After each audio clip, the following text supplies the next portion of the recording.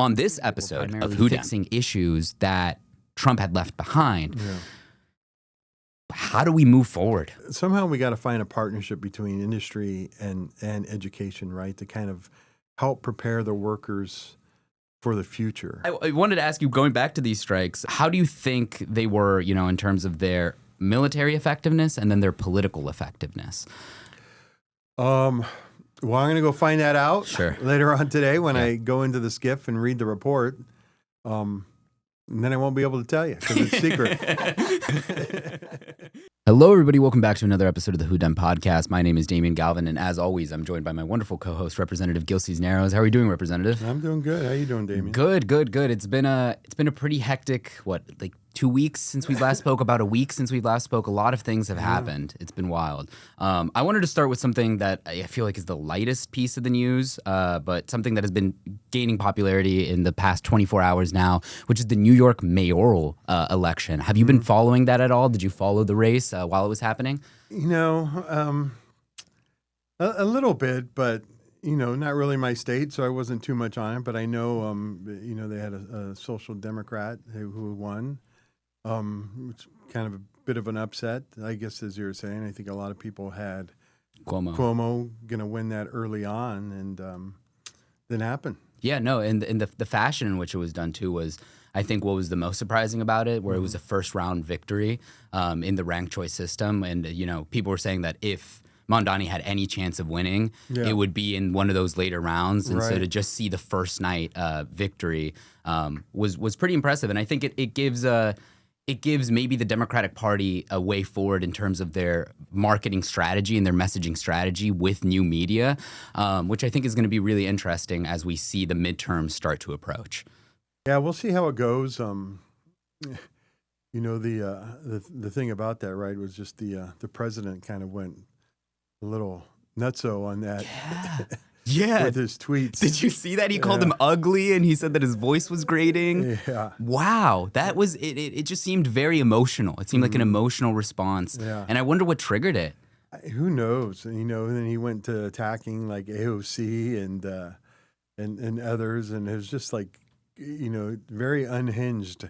Yes. Yeah. No, and I think the conservative response online has been pretty unhinged as a whole. We talk about Charlie Kirk a lot on this show, and his tweet in particular was, I don't know if you saw it, but it was insane. He said that, 21 years ago or 20 years ago, something along these lines, 3,000 New Yorkers died on September 11th.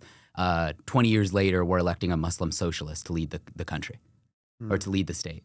It's like, what? Yeah. Like, what does that have to do with one with the other? And it has nothing to do one with the other. It's insane. And using Muslim, I think, as a pejorative is something that the Republican Party has gotten extremely comfortable doing, which I think is just so... I mean, imagine if the tables were turned. If we were like, oh, I'm at a Christian conservative leading the nation, a Christian socialist leading the nation. We wouldn't be okay with that. Or if we said a Jewish socialist leading the nation, we would be upset. And so it's just so interesting that they've gotten so comfortable just being blatantly racist. No, it's. I mean, everything that we're seeing right now, right from there, the comments to what's going on in Los Angeles with the racial profiling, it just kind of shows really where, a lot of those people are, right? And unfortunately, a lot of it is racism. They're going after people of color for no reason at all, other than the fact that the way they look and who they are. Yeah. How's the situation in Los Angeles been? I know that the media attention has kind of moved away from it. Yeah. It's still the same, right? You still got the raids kind of going on. There are no, despite what they are saying, we don't need to be liberated. The city's not on fire. But, it's just pretty bad right now what's going on with the racial profiling that's going on, that they are going after people just not, they always say their thing is that, well, you look like somebody we're looking for. Yes. Which is like, okay. Yeah. The person you're looking for is just, must be Latino, so we're just going to stop every Latino. And it is bad, right? That they're just going up, they're picking up people, they're stopping U.S. citizens. my mother doesn't carry her, or my mother didn't. She goes, well, I didn't want to wait in line, so she never went to go get her real ID and switch out her license. I told her, you just better carry your passport now, right? Because that's that's the, one of these things that they're going after people, right? Checking, asking to see their ID and stuff, and in some cases, not even giving them back. Yeah, no, and it's concerning for everyone now. I had one of my friends recently, actually someone that works here with us at Ox. Yeah. She went out of the country, and we had like serious conversations about, I have a meme on my phone about, JD Vance, or I have a joke on my phone about Donald Trump, or I don't like Donald Trump. We do a podcast called Who Dem. Of course we don't like Donald Trump. We work on this project. And so she was like, there's a real concern that when I come back into the country, like, they're going to check my phone. They're going to stop me. They're going to ask me questions about my political opinions. And having to have a conversation like that, talking about the United States of America, is so disheartening. Yeah. It's wild. I saw a report that someone from the Netherlands had a meme of J.D. Vance on their phone and got sent back to the Netherlands. They got deported. Yes. Wow. I hadn't heard that. Yeah. And they're just, that's the other thing too. It's one thing for it to be with just one community. Obviously, that's horrible with the Latino community, but they're indiscriminately discriminating. Yeah. It's going to take us a while, I think, to be able to kind of mend a lot of these issues that this administration is creating societally. Yeah. And I think that now that's extending onto the global stage as well. Obviously, with the conflict that's going on right now in the Middle East, with the administration's response to it. Where I like to start discussing this is somewhere that I think a lot of people, for whatever reason, don't really mention, and that's the joint comprehensive plan of action that Obama signed. The Iran nuclear deal, as it was referred to. Right. Everyone just gets into the conflict now. Yeah. Why did this conflict start in the first place? Well, I mean, it's all of Trump's making, right? When you want to go back to his first administration, he tore up the agreement, the monitoring of Iran's nuclear facilities and what they were doing with their nuclear program. We were involved, Europe was involved, and he just totally ripped up that agreement and said it was no good. It's horrible because he wasn't doing it. And then the funny thing is that he was trying to put this deal back together. What they're saying is pretty much exactly like it was the exact same deal that he tore up. Yeah, he does the same thing with NAFTA, where it's if it wasn't him who put it together, it was just the worst thing ever. Yeah. It's a horrible deal. No, and even his idea of why he wanted to get rid of it in the first place, the logic was never there, and it was very obviously just because Obama signed it into law. Yeah. I think part of the agreement was that they were never able to enrich uranium above 3%, and that they had to get rid of I think they had to go down from 19,000 centrifuges to 3,000 centrifuges. And they all complied with it. There was inspection after inspection showing that they were complying with it. And not only did Europe sign on to this deal, I learned this recently, China was also a signatory onto this deal. So it was really a deal that from all angles, when you look at it, it seemed pretty comprehensive in terms of being able to ensure American safety and that Iran did not obtain a nuclear weapon. But Trump's main problem with it was that it expired. Yeah. So his solution to it expiring was to just cancel it. Get rid of it. It makes no sense. I think, hopefully people are starting to understand that he just makes no sense at all, right? And a lot of the things that he's done, there's no purpose behind it. Have you seen the infighting from a lot of the conservatives now about what's going on in the Middle East? Well, I know, yeah. They have, there's a group of them. They're like, hey, this is America first, and America first means we shouldn't be getting involved in these overseas, dealings and things that are going on. And so, yeah, there are people, some people are there like rah, Donald Trump, greatest thing since sliced bread. And the others are like, whoa, what are we doing here, right? This isn't America first by us getting involved in an escalating a war that wasn't even ours. Yeah, and the fracturing, I think, on this particular issue has been the most interesting because it came from what I would consider to be the farthest right side of the party, the most conservative side. Marjorie Taylor Greene coming out and condemning, Donald Trump's decision to potentially escalate the conflict to a point where we get involved in a long drawn-out war. Yeah.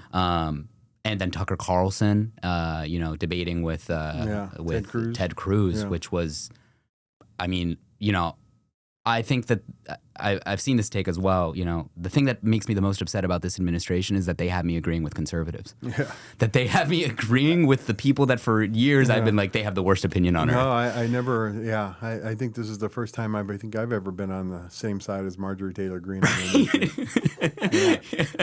Maybe apart from being on this side of the Mason-Dixie most of the time, this is the only issue that I think that we've agreed on. It's, I think, really telling, though, that Republicans are so divided on this issue. I think that it shows that Donald Trump really did not make this decision in a calculated manner. Even contradicting some of his own intelligence. And, I think it was Tulsi Gabbard, if I'm not mistaken, that she had said that, Iran was not going to, or was not close to developing. Right. And he said she was wrong. Yeah. The Prime Minister of Israel, Netanyahu, has kind of been saying, like, since 2012, right, that they're a year away. They're a year away. Since 1993, I think, was his first report. Really? His 1993. Yeah. But, it's just been like years and years and years, right? And they still haven't built one yet. But it's, I don't trust Tulsi Gabbard, but I do trust our intel folks, the people who kind of work there and are doing the work and doing the research. And I think for the president to kind of ignore our intelligence, it's not a good decision. It wasn't. I'm actually supposed to go down later in a couple hours. I'm going to go read the secret kind of intel as to like what actually happened and everything. What is that like? Do they put you like in a secret room? You got to be in a skiff, yeah. So you got to be in a secure room. Gotcha. Yeah, gotcha. What makes the room secure? Do you know? Like, it's not like some kind of like you think like, ooh, it's like a big thing where it's locked up and here and there, right? But you just can't really take any phones in there. You can't take any like Bluetooth kind of items in there. So you got to leave all that outside and kind of go in there and just restricted access. Gotcha. There is a lock on the door that they can't just, you just can't walk in. Yeah, but apart from that, it's like a normal room. Yeah. Yeah, I did. I was one of those people that imagined that it was like some secret, like, like padded walls, thick, No. So yeah, not only did he say that, that the intelligence was wrong, he said, I don't care. Yeah. Which I think is a little bit worse than being like, oh, you know what, I don't agree with their assessment of the, of the situation. Mm-hmm. He said, I don't care what Tulsi Gabbard said. You don't care what your intelligence community, the people that you appointed to give you the information to make decisions like this, are telling you when you're going to make a decision like this. Yeah, I mean, that's the horrible thing, right, is that he doesn't care. He wants the intelligence to match what he believes and what he thinks, right? And when it doesn't, he doesn't care, and he's going to do what he wants anyway. I mean, it's the whole thing, right? Going back to 2016, where they were telling him, the Russians helped influence the election, and he just didn't want to believe it, right? Because it didn't coincide with his message and what he believes. Yeah, it's what the Roy Cohn rule that says, win. You always just win, regardless of what anyone's saying. If they say that you lost, you won. Right. And so he does take that philosophy to a lot of the things that he does, and particularly with this situation, I just think that he really has become, to an extent, and a lot of the people in the administration, I think, are guilty of this, becoming like detached from reality and consequences, like not understanding that like there are long-term effects of the actions that we have. They're being very irrational and emotional and thinking about the now and we want to accomplish this mission, not thinking about the long-term consequences of something like this. What happens if this escalates? What happens if another country gets involved? So starting there, outside, let's go into a vacuum where none of this happened. 2 weeks ago into a time machine. Was this something, Iran's nuclear capacity, was this something that was on your radar of particular concern? I mean, obviously we were kind of monitoring the situation, right, because of what was going on between Israel and Iran and the bombing and the retaliation and everything that was going back and forth. but I did not think that this was going to be something that we would get involved in at all, right? I did not expect, I shouldn't say that. Maybe it was more like I was hoping that he wouldn't kind of make some kind of rash decision for us to become a part of this. Yeah. I think what was the most calculated part about it was they did the 2 weeks thing, where they were like, we're going to wait 2 weeks to give him his. Didn't wait 2 weeks. And he didn't wait 2 weeks. Right. And I will give him credit for that, because that was smart. Because we all expect Trump to chicken out of everything, and he was able to hide that. Well, I mean, you can look at it that way. I kind of look at it as like, your word is, your word, right? So if, like, he's going to go and he's going to make this argument that, we needed this. This is what brought him to the table. Iran was looking for a way out, right? I don't think he needed to go and to bomb them, right? I think he was kind of, they were looking for a way out. They don't want a war with Israel. They know they can't, I believe, win that. So diplomacy kind of was the way to go. And I think if he had kind of stuck with diplomacy and kind of done that, they would have come to the table. I mean, they were already talking to him anyway. Yes. Well, that was the interesting thing, too. I heard a report that when one of the top nuclear, what's the term here, negotiators, was assassinated when he was taken out by Israel, he was on his way to a negotiation with the United States. And, the Iranians believe that they used that negotiation to kind of bait him in. And I don't know whether that's a true assessment or not, but what I do know is that doesn't sound like something that the Trump administration wouldn't do. That does sound like something, they've done that with, if you want to take it to a domestic situation, they've done that here with immigration proceedings, where they bait someone to come into an immigration proceeding only to, treat them terribly, to kick them out of the country. So I wouldn't put it above, Trump to do something like that, to escalate the conflict. Yeah, it's unfortunate, right? I don't think we needed to go down that road. I didn't agree with his decision to do this.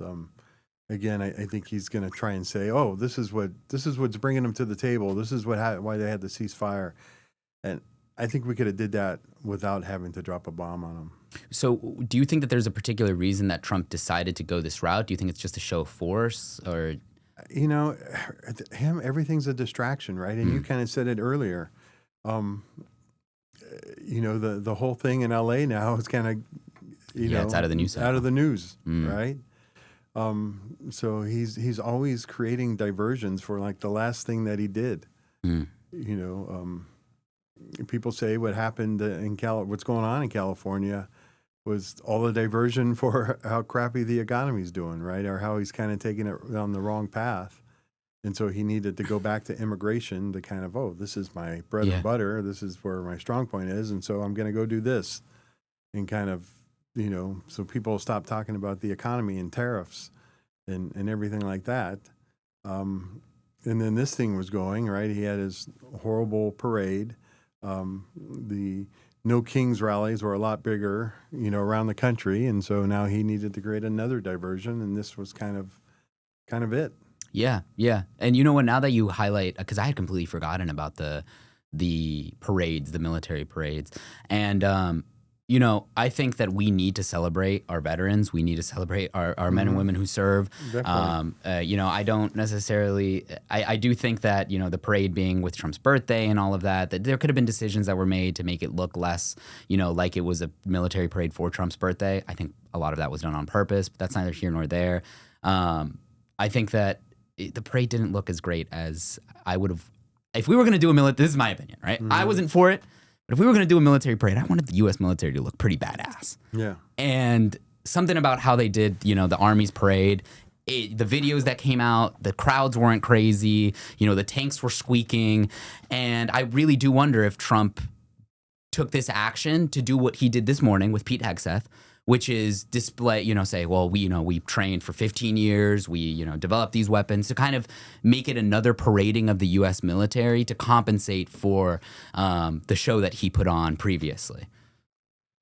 Yeah, I don't know about all that, but I mean, look, I think when we look at the mission and what they did and how they carried it out, I mean, it was done the way they should do it, right? And it was, they did their job. I just don't agree with the decision to kind of go forward and kind of do that, right? I don't want to give him that much credit that he kind of thinks of all those things and like this is now I need to create do this because the parade was. But I mean, it kind of was, right? I think it was. This is a new diversion for that. Yeah. But I don't think he thought so much that like, wow, they were marching out of step, so now I need to go show that the military is badass again. So we're going to go do this. Yeah, yeah. What did you think about the march? Because I'm not super familiar with how the military is supposed to operate, what they're supposed to look like. I heard that the marching out of step, some people were saying it was like silent resistance. Do you think it was that deep, or do you think it was just like? I think it was. You took people away on a weekend, right?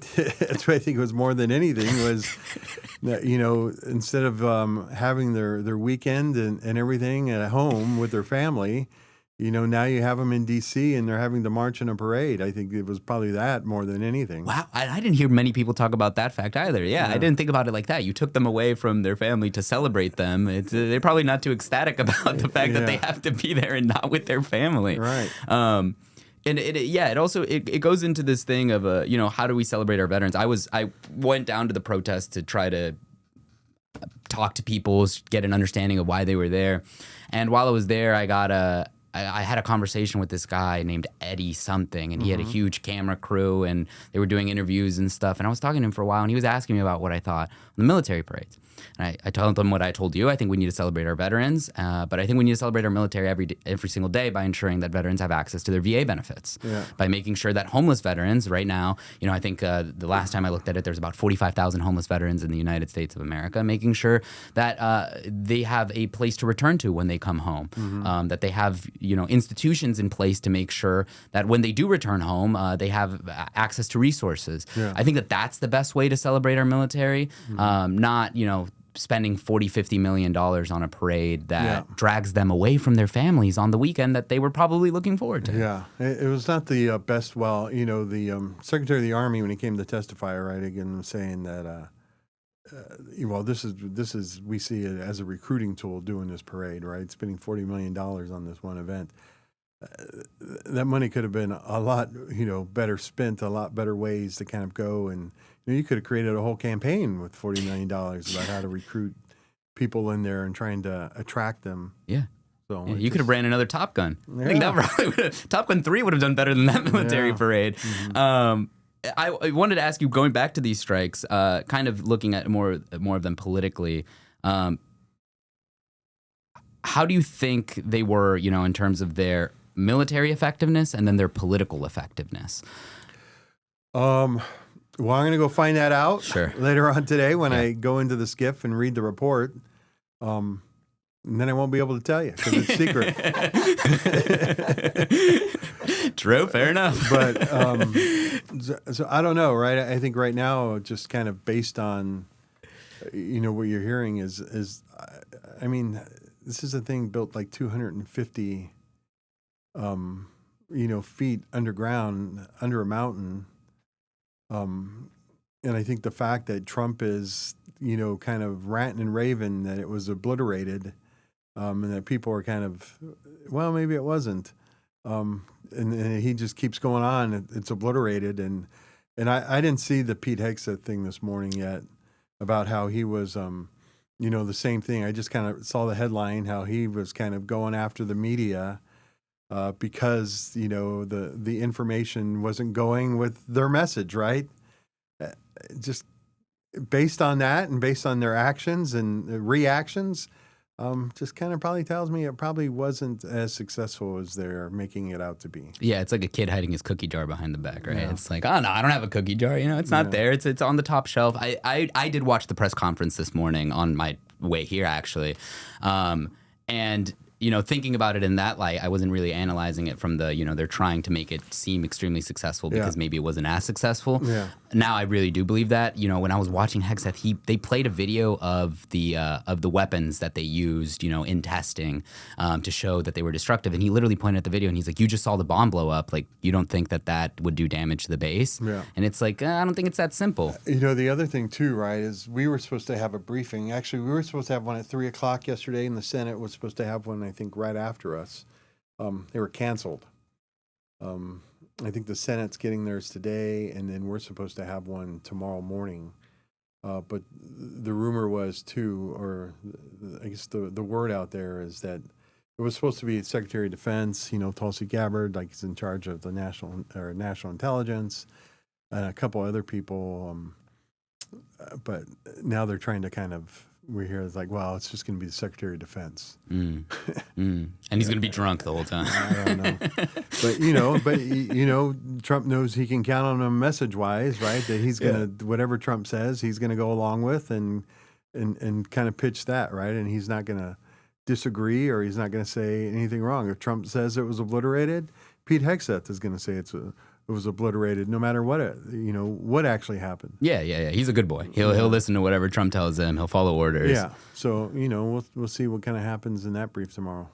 I had a quick question just because it popped into my head, kind of unrelated, but I've been seeing a lot of tweets from whether it be the Department of Defense or one of the Magites online talking about how military recruiting numbers are up. Yeah. And then I've been seeing reports that, they aren't up, but the standards got dropped, like the numbers, the objectives got dropped. I believe the Air Force kind of dropped their number, right, as to what it was going to be, or what they started the year off. It's going to be so much, and then they kind of cut it, and I guess to make it easier to hit their goal. So, yeah, their message has been. And when I was actually Undersecretary of Defense and I had to go testify, right, they just kind of went on and on about how, like, recruiting's down because diversity, nobody wants to join because of diversity. Because that makes sense. And, but that's their message, and it's still their message, right? And their message is now, it's like, oh, yeah, well, ever since Donald Trump has become president, like, recruiting numbers are through the roof. Yeah. They're not through the roof. And people weren't joining because of diversity. Never, when I either talk to recruiters or I talk to, young individuals, nobody ever said, like, well, I'm not joining because of diversity. It was always, I would tell you, the number one thing that they would always say was, well, I don't want to get hurt, and then I don't want PTSD. Right. Yeah. That was kind of the scare. Sounds like a top two reasons that make a lot more sense as opposed to diversity. But it is, look, the military did wonders for me. It changed my life, and I think it's a great opportunity for a lot of people to do that. But the message that they're getting from things, right, is that it's just all, well, if you join the military, you're just gonna come back disabled, and or you're gonna have PTSD. Yeah. Which is not the case, right, for everybody. I'm not going to say it never happens, but, it's just not the case for everybody that joins, right? The vast majority don't end up with PTSD, and they don't end up, severely disabled. Yeah, yeah. And so, but that's kind of like what people were thinking, right? And I would hear that, a lot more, and I would never hear about diversity. And the reason why, diversity, recruiting numbers actually started to go up in Joe Biden's last year. And the reason it started to go up is because we actually started investing in recruiting again more, right? They had cut the recruiting budget, cut it down. And this happens every time when, the numbers go up and they're like, oh, well, recruiting's good. We don't need that. Right? So they cut the budget, and then they're surprised when, people stop joining because they're not recruiting anymore, right? It's just like anything else. You have to, just like every other corporation out there right now, or you're competing with them.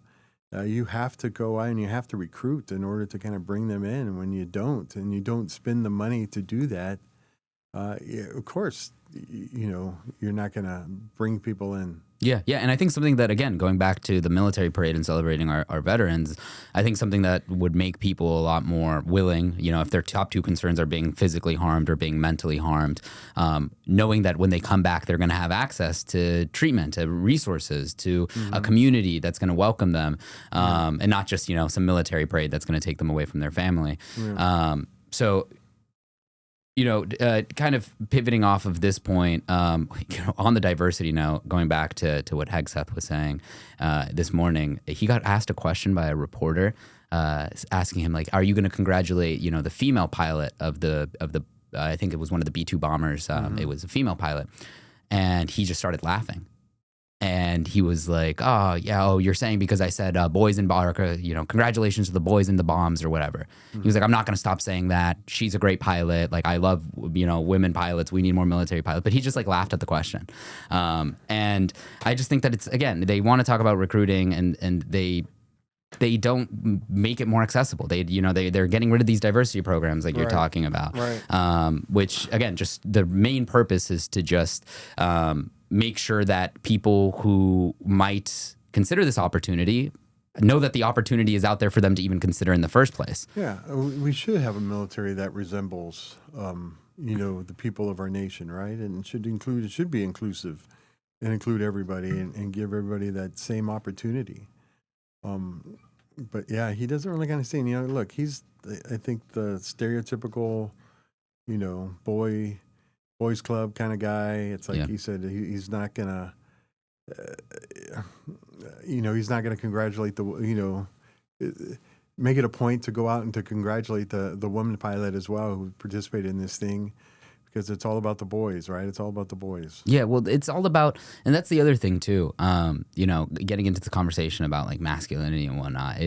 You think that you're manly because you're not being extra considerate and being like, oh, okay, you know what? Let me show let me make sure that the person who risked their lives for this operation, for this country, knows that I am also acknowledging their sacrifice. Yeah. It's that extra little courtesy that they just are never willing to put forward. It doesn't surprise me that, this would be Pete Hegseth's, out of all people, honestly, Pete Hegseth. He could do anything and I wouldn't be surprised. Yeah. But it is just unfortunate that that we have people that don't understand the value of appreciating fellow Americans at the helm of our most important institutions.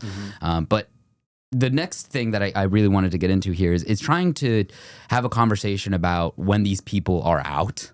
I know it is difficult to imagine, a post-Trump America. Yeah.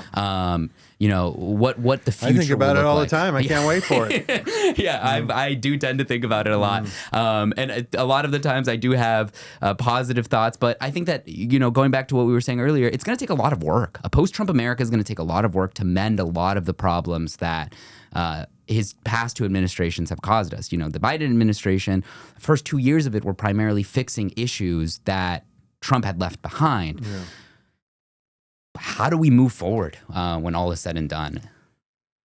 I still have faith in America, and I think, we'll get there, that to kind of do the right thing and do what we need to do. Senator Padilla came and talked to us yesterday at the Congressional Hispanic Caucus. I mean, he's a member too, right? But he was kind of addressing us. And one of the things, he made a good point, right? It's like, Trump is going to leave at some point, right? But, the people that are kind of working with him, that are supporting him, are kind of trying to set it up, so that things continue post-Trump, right? And that in creating the America that they think, we need or that we want or that they want. And that's really kind of going to be like the challenge, right? It's, you'd like to think like, oh, he's going to be gone and like everything will kind of go back to normal. But, there's going to be a group of people that are going to keep fighting to keep pressing and to go more and to go more. I think some Republicans will be happy to see him go.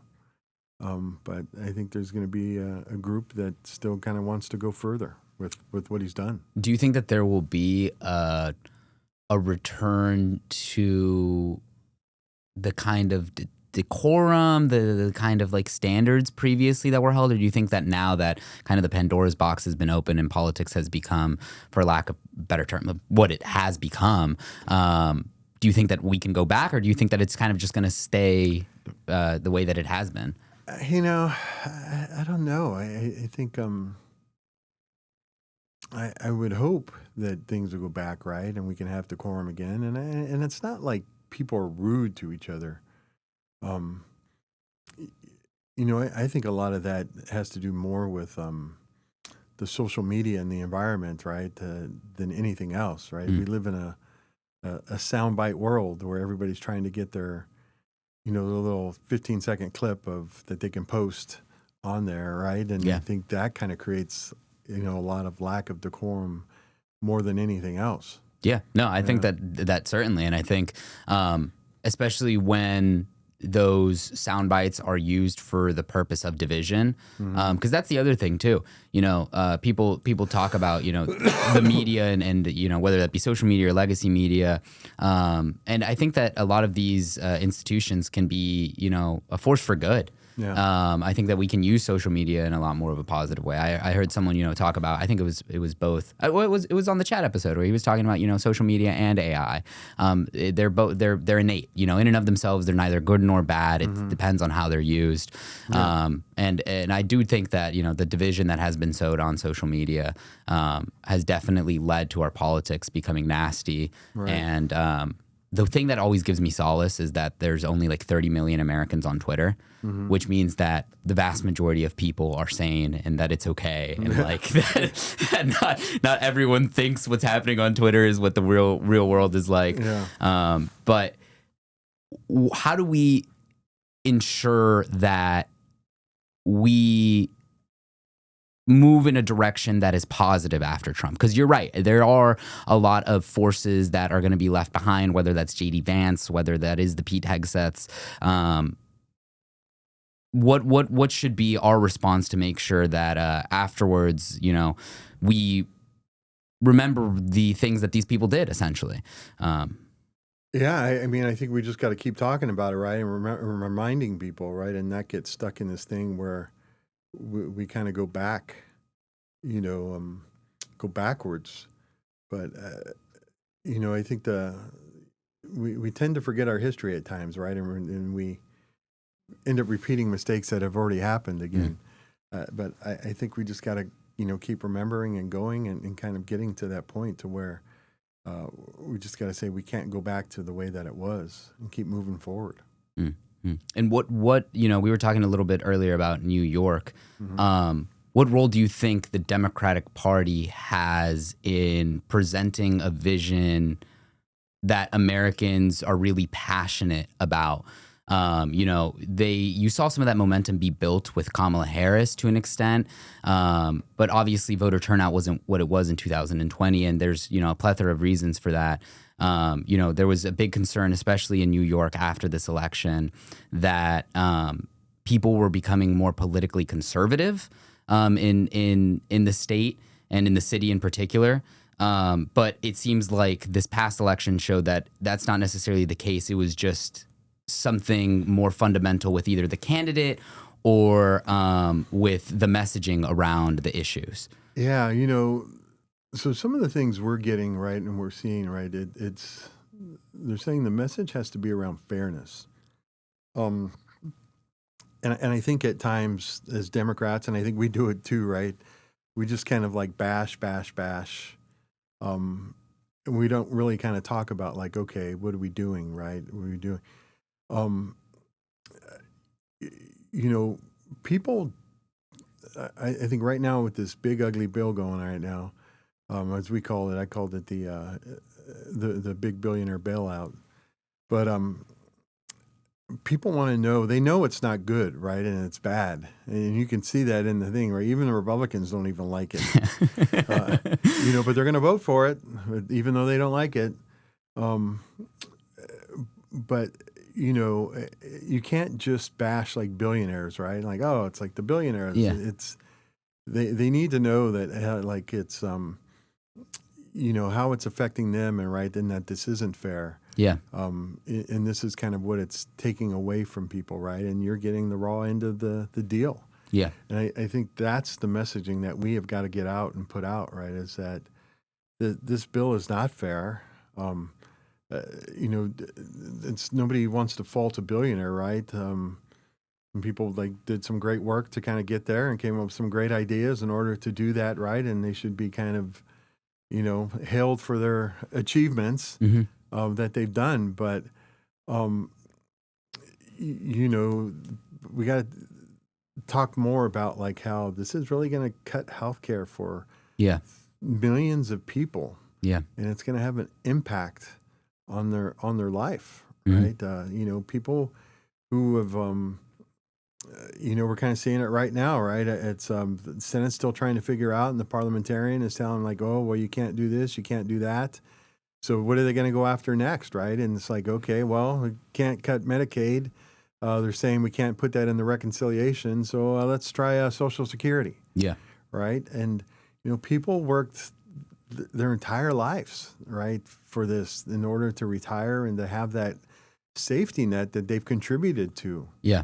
Right? And they want to know that it's going to be there. And we got to talk about those things, right? And if they start cutting that, that's just, where's the fairness there? Yeah. Time for a quick message from our sponsors. This episode of Who Dem is brought to you by Elect Dems Now. We all know that podcasts are the future.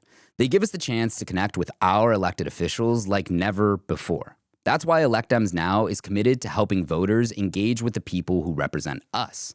Supporting organizations that bring us closer to our elected officials is crucial to advancing and advocating for the change we want to see. Whether it's $5 or $50, every donation to Elect Dems Now helps shape our future and ensures a country we can all be proud of. Your support sends a clear message to candidates and elected officials. Connecting with you means connecting with America. To contribute and make a difference, visit electdemsnow.org today. Your donation helps build a world where we are all connected. Paid for by Elect Dems Now, electdemsnow.org, not authorized by any candidate or candidates committee. And I think that's one of the reasons why the messaging campaign from Mom Dami's team in New York was very effective. Because I agree with you. I think that a lot of progressives spend much of their time bashing on billionaires, and I don't think that. I don't think that it's effective. I don't think that it's useful. I don't think that it's helpful. But I think that what was really interesting about his campaign is you didn't really hear him talk about billionaires. You heard him talk about corporations and mega corporations and massive corporations. And I think that that is a more appropriate strategy to rein in corporations that are, exceedingly, putting their profits before people, especially in vital industries. So I think that that's a really effective strategy. And then to your second point of people working, one thing that I just, the social media part of the campaign got a lot of attention, and I do think that that's great. I think that social media, that it shows the Democratic Party that there's a cheaper way to get your message out there more directly to your constituents. That's why we're doing the show. And I think that that's great. But something else that he did that I don't think gets enough attention is he decided to walk 13 miles from the tip of one of the boroughs all the way down across the city. He started at 10 p.m. and he finished at 2:30 in the morning. Yeah. And his idea was that he wanted to be a mayor that every, New Yorker could see, could yell at, could speak. But while he was going along in his victory speech, he talks about how he was passing, the waitress, picking up some tables and working. The fact that it was 10 p.m. didn't stop the city from sleeping. Yeah. And he ends his speech essentially with just saying that someone worked 8 hours. They should know that they're going to have a city that they can afford, housing. Right. And it wasn't necessarily, it wasn't bashful, but to your point, it showed this notion that if you work for something in the United States, like veterans have, if you sacrificed for your country, you should come back and receive something for that sacrifice. If you paid into Social Security, you shouldn't not receive your Social Security benefits because the government either mismanaged it or because they weren't accounting for something or because they weren't collecting revenue in the way that they were supposed to. So I think that is definitely the fairness is an important message for Democrats to build around.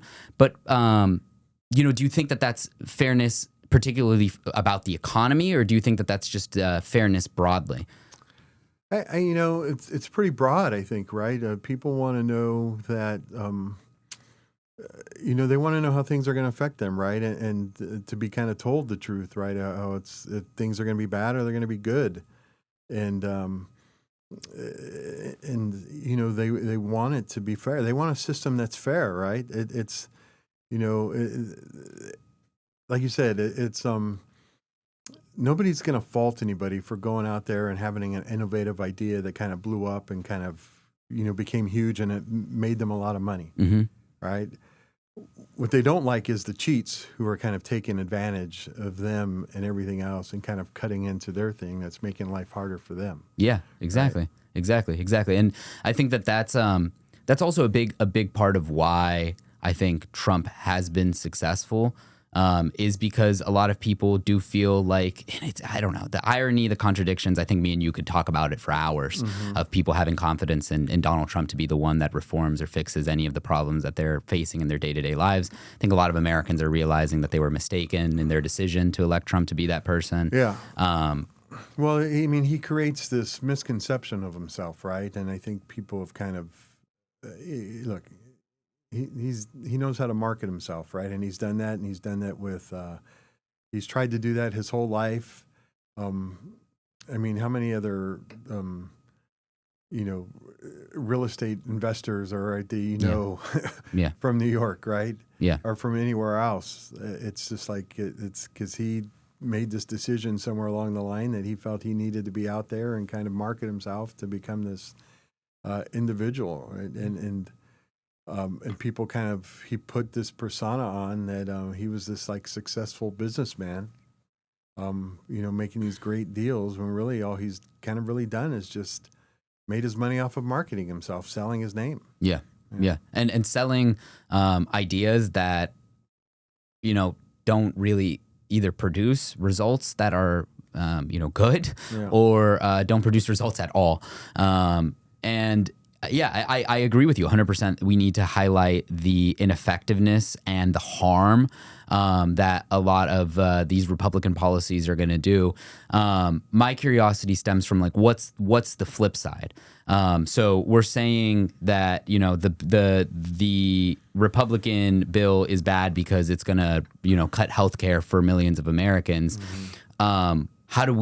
Is there an alternative to like, okay, well, they want to cut healthcare, we want to increase healthcare, or is the vision more so to just maintain the system the way that it is? I mean, it can always be made better, right? But right now, I think the idea is to kind of keep it, right? To kind of build on it and kind of make, the Affordable Care Act, Obamacare, right? When that was being done, they tried to get rid of it, and Trump's even said we're going to get rid of it this time. They think when they were in power during Trump's first administration, his first 2 years, he was president. What it was like 60 times or something. They House voted on it to try and end to get rid of the Affordable Care Act. But it's become a good system that actually works. And nobody's really talking about getting rid of it anymore. Yeah. Right? That is interesting. I have noticed that that's not a talking point anymore, getting rid of the Affordable Care Act. Right. But it is still a major talking point to try to, for whatever reason, again, I mean, I think the reason becomes more clear when you look at, the personal perspectives of these politicians. But it's just so interesting that they're in this relentless pursuit to take people's health care away. Yeah. And so, and again, it's another like marketing thing, right? It's they are trying to build this perception that, so many people are cheating the system. There's like deadbeats on it that aren't working, that are getting free health care where you're working, you're, slaving like, 40, 50 hours a week, working hard. But yet, this guy's just sitting at home, with his feet up, watching, I was going to say watching Oprah, but she's not on anymore. But, watching, the soap operas and just kind of getting free health care while you're, having to get up and go to work every day. And that's not fair. Yeah. But that's not the reality, right? Yeah. And they think, whoa, we're going to get all these people off of, they're putting these work requirements on there, right? I mean, you got people who are on Medicaid that are working like 2 or 3 jobs. Yeah. Right? Yeah. Yeah. And that's not like a deadbeat. Yeah. I think something that's super, I'd love to hear your thoughts on this, because I personally believe that labor and like doing something, a job, being a productive member of society is something that I won't say every human, but people need. You need to feel like you're doing something. You need to feel like you're being productive. You need to feel like your life has value and meaning. And I think it always is super interesting that like conservatives have this idea that if you had the opportunity, you wouldn't do anything all day. Yeah. No, I'm with you, right? I think people want to feel the need that they're contributing somehow, that they're doing something that, that they can be proud of in their work, right? That they go to work and they do their job and they, appreciate that. And I think most people, the vast majority of people want to do that, right? There's always going to be some that don't, but I mean, that is not the people who are on Medicaid or like kind of cheating the system, but they want to give you that perception that, oh, if you're on Medicaid, you must be, you just don't want to work. Yeah. Yeah. Yeah. Yeah. And no, it's wild that now they're making some of the requirements for receiving disability benefits that you have to work. Yeah. It's like, if you're disabled and you can't work, how are you going to receive your benefits then? My question then becomes kind of centered around the fundamental policy that I think a lot of Americans would benefit from, and it's the longest term investment, and that's our education system. And so I think that, when we talk about, whether they be a concern that we have of someone not working or not contributing to society, I don't think that inherently someone doesn't want to contribute to society or be productive or, be a valuable member. I think that we haven't presented them with an opportunity that they, enjoy, or that it's something that they are good at or well equipped. And I've seen it, a lot with some of my friends that I know are very smart, but they're just like not doing good. They never did good in school. They couldn't sit down in a chair. They couldn't sit down in a classroom. What role do you think that education plays in shaping, one, the American culture, but two, individuals in terms of like what they are able to accomplish and what they want to accomplish? I think it plays a big role, right? I think education does help create opportunity for individuals. For me, it did, right? It opened my eyes, I should say, to doors that I didn't know, to opportunities that I didn't know were out there. I became the first in my family to go to college. I didn't know or anything about kind of that, and most of my family members and stuff like that were just people who kind of went to work and weren't like the managers or weren't the supervisors and stuff, right? But they were just kind of like the hourly employees who kind of went and did the job and stuff like that. But I think education plays a big role, right? And I think it is something that we need to invest in, both in higher education and in ensuring that people have the skills to go out and, I always said, like, somehow we got to find a partnership between industry and education, right, to kind of help prepare the workers for the future of what's going on right now. And I don't think we do that very well in our education system.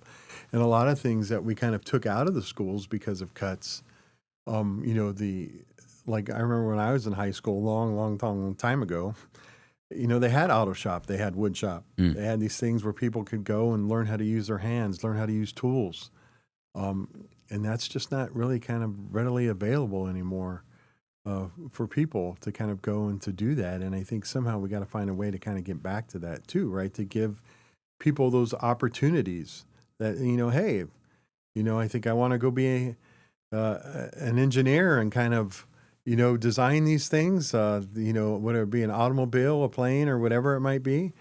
But we also need to train the people that can work on them and build them and fix them as well too. Yeah. I think I think I've talked about it before on the show. How my school was more career focused. It kind of did do that blending of industry and public education. One thing that I think was interesting in the way that it was marketed was, they said, well, specifically, I'll use the law program as an example because that's the program that I was in. It gives you an opportunity to know if you want to do law in the future, right, or if you don't want to do it in the future. Yeah. And I think that's great because it really gives you that's one thing that we need to present students more opportunities, a wider range of things that they can do, and find passion for. Because I do feel like a lot of our solutions to education have been cookie cutter and a one size fits all approach. Right. One, I don't know if you've looked at this a lot, but one issue that I got really interested in this past year is specifically how we deal with punishment in our education system. how we punish students. It's a phenomenon that I read about called the school to prison pipeline. Yeah. And it was a group in New York, the Center for Juvenile Justice. They implemented a program in a couple of different schools where they switched to a more restorative model as opposed to like a punitive one. And so, you know, when a kid would be punished, instead of getting kicked out and sent to ISS or, you know, sent to OSS, they would be brought in with a counselor and a community member, and they would talk about like the situation. And they saw that it reduced the probability of like students going and ending up in prison and ending up in jail. There's guy, what is it? My mother-in-law was a school principal for like 25 years before she retired. Used to talk to me about this, and it's true, and I can't remember exactly. But they look like at numbers for like third graders across the country, or at least in every state, right? To kind of figure out, you know, what the possible prison population is going to be like later on. Wow. Yeah. Wow. I mean, that doesn't surprise me, but you know, now looking at that study, at least that doesn't surprise me. Yeah. But I think that that's one of those things where there's so many nuances to it as well. You know, one component of the study focused on specifically like out of school suspension. Yeah. And it figured out that the vast majority of the times, the students that are committing a punishment that warrants an out of school suspension are having a struggle at home that causes them to engage in the behavior that results in them having out of school suspension, which coincidentally sends them back home, which perpetuates the problem, and it just leads them to be troubled. Yeah, I mean, there's a lot of different reasons, I think, why. You know, my nephew was early on was kind of getting labeled as a problem child in school, right? The problem was it was boring to him. Yeah. You know, he wasn't being challenged. And so, you know, my brother, you know, got him into a better school where he could be challenged more, and it was more like there, and he's thrived. Wow. Yeah. Wow. But, you know, I think sometimes, you know, people are put in the situations, right, where it's got to be the right situation for them to kind of help it out. And I think, you know, you're 100%. And I think, you know, when you kind of look at our prison system compared to like what it's like in other countries, and I'll use Germany, where, you know, it's, you know, most people who end up in prison are going to end up right back. Yeah, 70%. Right? Yeah. 70%. We're there, it's kind of like a system where they actually kind of work with you. They train you. They kind of teach you a skill. They kind of improve your life, which that's what it should be, right? Yeah. So that you don't end up going back. Yeah, so that they lower those recidivism rates. One country, this is, I've gotten super into the criminology side of sociology over the past year and a half. And one of the courses that I was taking, we were talking about precisely what you're talking about, the different approaches to criminal justice, you know, in various systems across the world. And it is interesting that, you know, we have 4% of the world's population. We have 20% of the world's prison population. You know, we have a 75% or 70 to 75%, it depends on what study you're looking at, recidivism rate, which that's the rate that, you know, in 2 to 3 years after leaving a correctional facility, what is the probability that you will return to another correctional facility? And that's 75%, which is an insane number. The countries that you're talking about, Germany, Norway, the Scandinavian countries, they typically have lower recidivism rates. Yeah. And you're right, the jobs programs, the training, all of that, that's extremely beneficial to them, and that helps them rehabilitate into society. But one thing that I just never thought about until I took this course and we had this discussion was architecture. The architecture of prisons and how they, in these Scandinavian countries, are very aware of how they build their prisons to imitate a city, to make sure that there is natural light coming in, to make sure that these people aren't, miserable within the facility itself, because their idea is that just within being contained, that is already punishment enough. You don't also need to be contained within an ugly gray cell. With no windows. No windows, no nothing. 1 hour a day to kind of sunlight to get outside and stuff. Huh? Yes, no, and they incorporate, they make sure that, the way that it's laid out, that things are distanced so that you have time outside, so that so that you're walking around, you're spending time in the garden, Right. the cafeteria is over here, the library is over here, where you work is over here.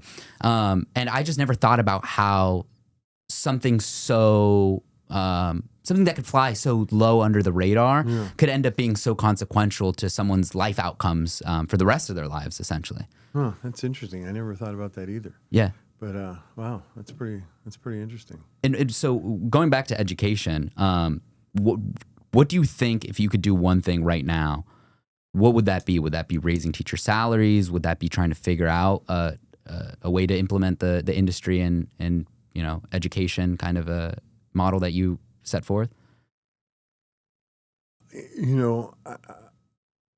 I think one of the things we're doing at DoDEA is really kind of building the classroom of the future, right? The 21st century classroom. And I think that is something that we have got to do, right? I think when you go into, they don't look much different than when you go into a classroom, right? It doesn't look that much different than probably what your parents when they went to school, or even your grandparents, right?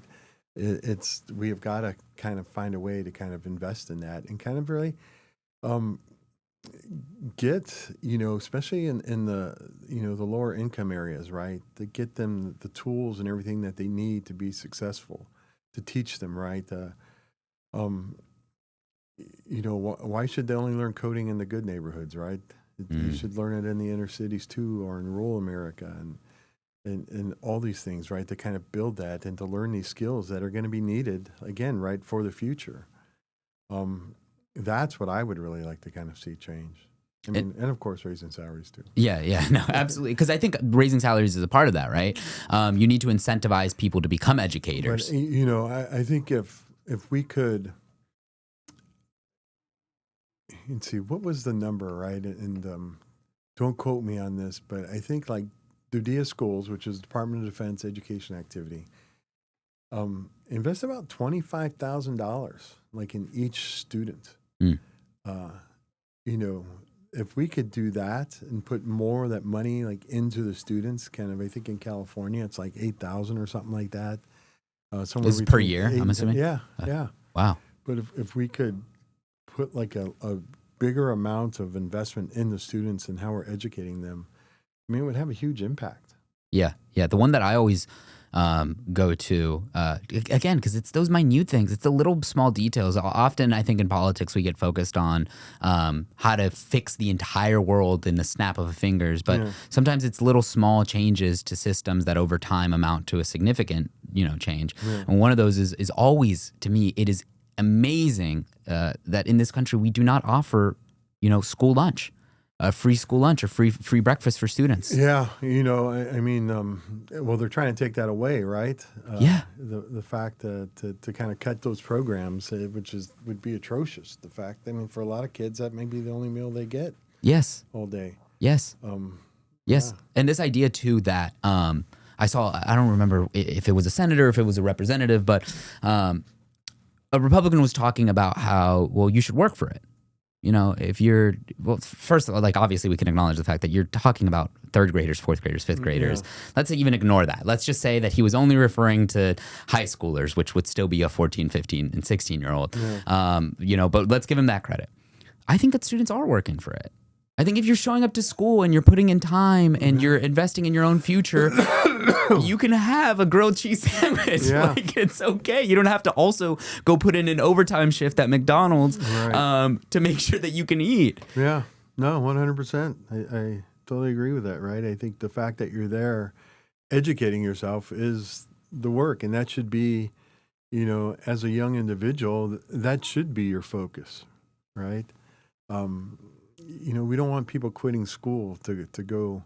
It's, I talk about it a lot, like how my grandfather, my mom's dad, I remember my grandmother talking about it, like he dropped out of school like 16, went across the street and got a job at the steel plant, right? It doesn't happen anymore. No. Right?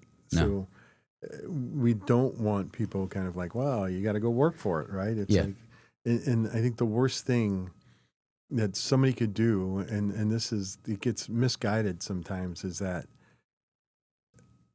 and this is probably going to sound wrong, or they're going to take it wrong, but, when you tell somebody, it's like, you need to quit school and go get a job.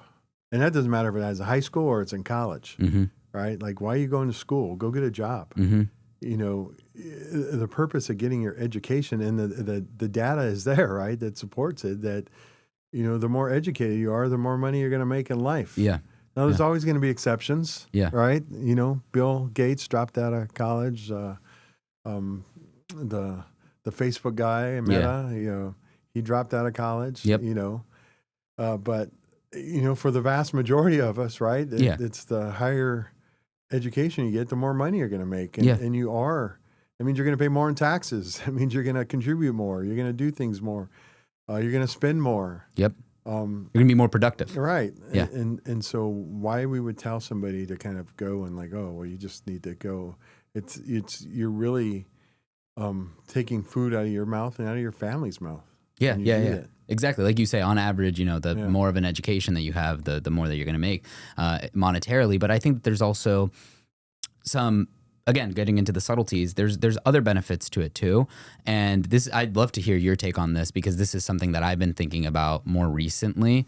Here in the United States, we kind of have this idea that education ends at 18, or that it ends at 24 when you graduate college or whatever. I think that one of the values of an education, we've talked about it before, is the ability to critically think, the ability to, read something and be able to extract information from it, whether that's for a job or whether that's for your own personal benefit. Yeah. I mean, education, I think, is a lifelong process, right? You should always be trying to educate yourself. And I think been thinking about this a lot lately because of what is going on at the military academies and what they're trying to do. Republicans have been saying like, oh, why are they reading this, or why are they doing that, or why do we have these books there? It's like, they need to be focused on what it is they're to do on their training and everything, right? But, we want leaders, right? And we want leaders to be educated, and we want them to be thinkers. And you need an education in order to do that. Yeah. We're not training robots. Yes. We're not building, stormtroopers, right? For like in a Star Wars movie. Yeah. There's this quote, and it's at the Naval Academy, right? It talks about John Paul Jones, like our nation's first naval hero. And it talks about like the importance of a liberal arts education. And I don't know if it's just because they don't like the word liberal. Yeah, probably. they don't kind of... Or arts for that matter. Yeah. But it's something, a liberal arts education is important, right? And it's about being diverse, which is another word we know they don't like either, right? Yeah. But it is about being, well-versed in different subjects and different things, and kind of knowing, right? And, there's a reason why when you go to like, when you think like, you're a GW, I'm a GW grad, right? Columbian College is the School of Liberal Arts, right? What's in that school, right? What departments are there? Not only is it English, it's history, political science, but it's also the sciences like physics, chemistry, biology, the mathematics departments. Yeah. They're all part of that liberal arts education that is so important to an individual. Yeah. And I was trying to my kids are 11. I've been kind of like trying to sink into them. It's like, why do we need to learn math? Why do we need to learn math? It's important because, how often, I took calculus, right? Do I use calculus in my everyday life? Yeah. No. I can't even think of the last time I did a differential equation or an integral or anything. Sure. But it teaches you how to think. And that's important, right? It teaches you how to problem solve. Mm-hmm. That's why, you learn math. That's why it's important for you to take it. And that's what we kind of need. And they don't want people to do that, right? They don't want them to be well-read. They don't want them to be free thinkers. They don't want them to, to form opinions. Yeah. Which is, it's bad. And I think if we take that out of the educational system, it's not going to be good. Yeah. You take away. It gets back to this idea of contributing positively, and even you mentioned your nephew with the rigor. Requiring more rigor. What you end up doing is you end up taking what I would refer to is the soul out of it. Yeah. You take the soul out of it. Whether that be by automation and actually like you're seeing Waymos now. Yeah. In LA, a lot of people were. I saw Bernie Sanders and Joe Rogan. They did a podcast a couple days ago, and they were talking about these Waymos, and I think it was interesting because Joe Rogan. I didn't expect this from him, but he was like, "Yeah, I'm happy they're burning the Waymos." It's like I'm happy they're burning them. Yeah. They should light all the Waymos on fire. And they were kind of like, why? Like, what are you talking about? He's like, well, that's they're taking up human jobs. Like that should be a human that is driving that car and taking people to places. And I think that something very similar is being done in education. I think technology is a great thing, but I think sometimes we it goes too far, right? And I mean, the planes right now can pretty much fly themselves, but. They're talking about trying to reduce the number of pilots, in a plane, right? From 1 or to 2 to 1. But what if something happens to that? You still got to land the plane. Yeah. So what's something that happens to that pilot, right? Yeah. You're going to need somebody there to kind of take over. We all see an airplane. You Yeah. don't want a passenger flying. Yes. Yeah. But they're also talking about doing that. Like in trucks, Yes. tractor trailers. Yeah. I don't, what if something goes wrong? Yeah. You want somebody behind the wheel. I mean, even if the car can drive itself, right? You still want somebody behind the wheel Yeah. that can take over in an emergency. Yeah. No, Yeah. 100%. And that's kind of what I was getting at a little bit earlier with my question about, lifelong education and education ending here in the United States at 24. I think that as technology advances, it calls on our institutions to adapt as well. Yeah. And I think one place that we're leaving a lot of Americans behind is with this AI, the implementation of AI, whether that be on Facebook, whether that be, just ChatGPT. Now when you Google something, the first thing that shows up is AI. Yeah. And, I think that we're doing a disservice to a lot. I don't know what the solution to this is. Let me start by saying that. I don't know if it's a private solution. I don't know if it's a public solution. I don't know if there is a solution. But I think that we need to heavily consider investing in some type of education system for 30-year-olds, 40-year-olds, 50-year-olds, 60-year-olds, people once they're graduated, once they're done, that can go and learn how to use these technologies or interact. Because I think that's also, another benefit of education is the civic component of it, that it teaches you how to be a better citizen. And with AI, with social media, with especially right now that they're in their infancy and we can act. Yeah. I think that it is important to figure out ways to educate people on media literacy, on AI literacy. And I think just depending on or relying on the first 18 years of their life to be able to do that and for that to last till they're 70, 80 years old, I think is ineffective. Yeah. So I'm curious, do you think that there is a solution? Do you think that that's a problem in the first place? I think people do that, right? Excuse me. I mean, there are people that do that, right? They do educate themselves, and they're, I think when you get like, you talked about in your career, right? You get into a career field, you kind of, things change, right? So you need to kind of keep developing yourself and kind of changing things, and that's like everything, right? Mm-hmm.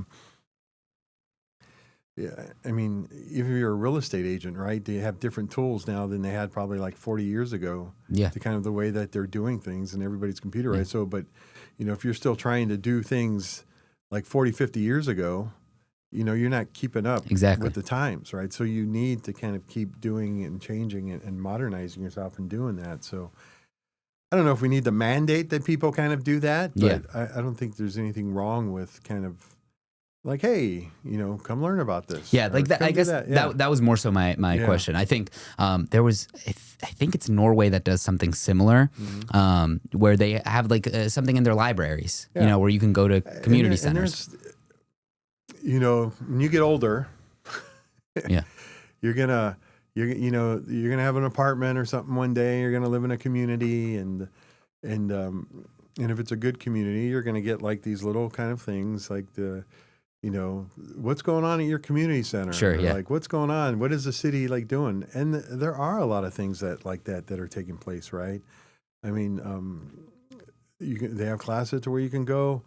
learn Spanish or learn a foreign language, or you can, learn about things. There's like, come learn how to dance. I mean, come work out with us. There's just all kinds of different things that are kind of going on that I think that do kind of take place, and there are the opportunities. You just have to, they're out there. You just have to take advantage of them. Yeah. Yes. Yeah. And I think that maybe that should be the question: is how do we make these programs? Oh, Republicans are going to hate this. More accessible.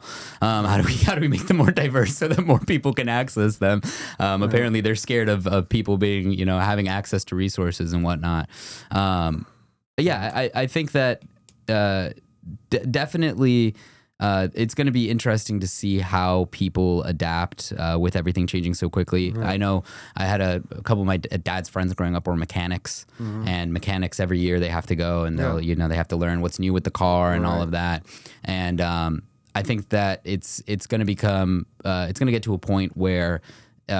Again, I don't know if it's a mandate. I don't know what it is, but our society is evolving so fast that we're gonna need some type of education. You talked about the mechanic, and brings something. My uncle, he passed away now, but he would always buy old cars.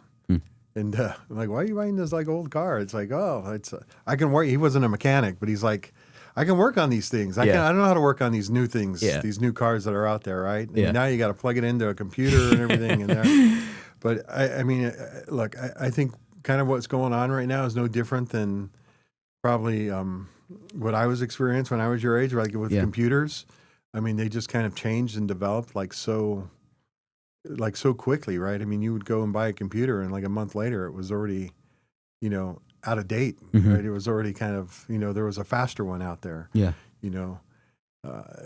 So it's things are changing, right? It was kind of like at the beginning of the internet too, right? I mean, you kind of think, when I bought my first computer, there was no Wi-Fi. It was, you had to plug into a modem, right? You had to use your phone to kind of call in there, right? And you'd get this. And you weren't talking about like a mobile phone. You were talking about a hard line, which a lot of people don't even have now. Yeah. And even if they have a phone in their house, it's not hardwired, right? It actually uses the internet too to kind of to connect or whatever it's doing. But I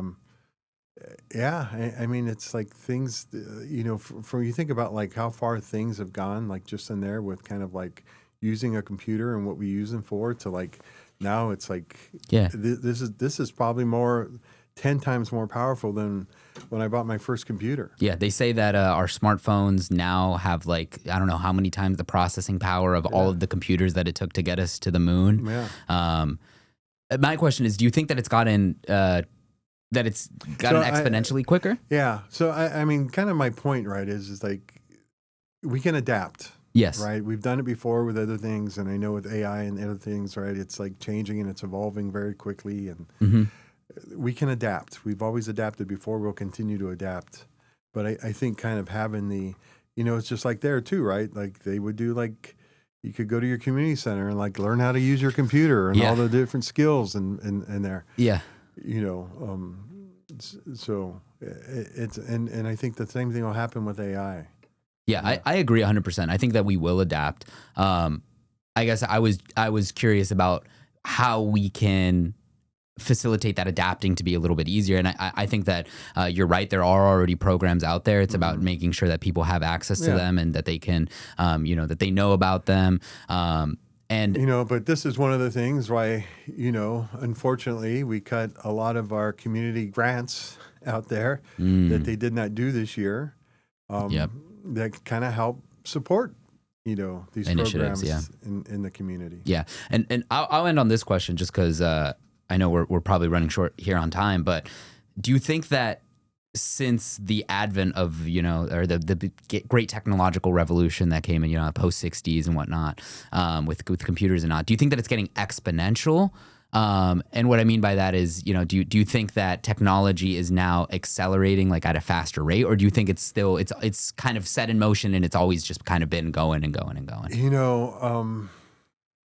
I don't know. That's a good question, right? Because they talk about like the 20th century, and you just kind of look at how like in a span of like about 60 years, we went from the first airplane to like landing, a rocket, Yeah. On the moon. Yeah. And you kind of think like, well, that seems exponential. Yeah.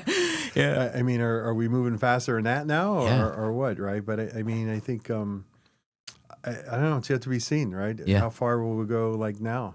Yeah. Well, we will see how far we go, Representative. And I want to thank you so much for having another conversation with us on the Who Done podcast. Well, thank you. Yeah, absolutely. That was and great. To everyone listening, thank you so much. Thank you. Alrighty.